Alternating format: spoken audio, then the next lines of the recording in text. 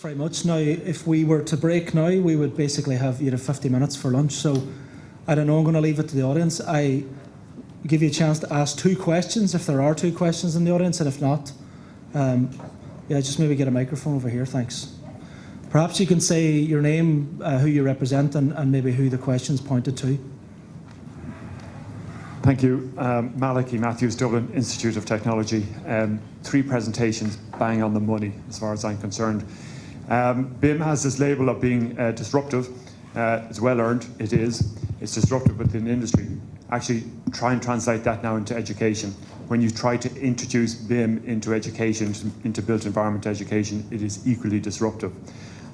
You can't, in industry, they're saying that you can't, it's not recommended that you overlay this BIM process on top of your traditional process, that you need to create a new process. Well, I'm saying that it is a similar case in education.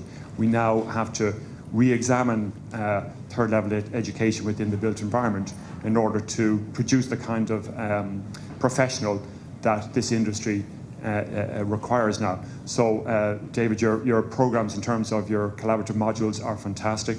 It's something we're trying to do here, certainly in DIT. And we have a slight more difficulty because we're not as modularized as you guys are, where people have the choice of going in to take those collaborative modules. It's something that we need to address. It's at the core of our education system here. And we need to break that open in order to pursue those kind of possibilities as well. My question is just a very quick one. How do you organize assessment of your group learning? Well, the assessment, as I said, it was actually, I don't know if you're talking about the grading of it. Yeah.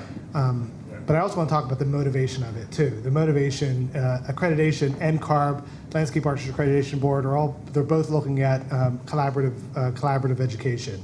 So that's our motivation. Not that all the students share that same motivation, by the way. The landscape architects and architects sometimes don't like being in that collaborative mode when they want to be individuals in some ways.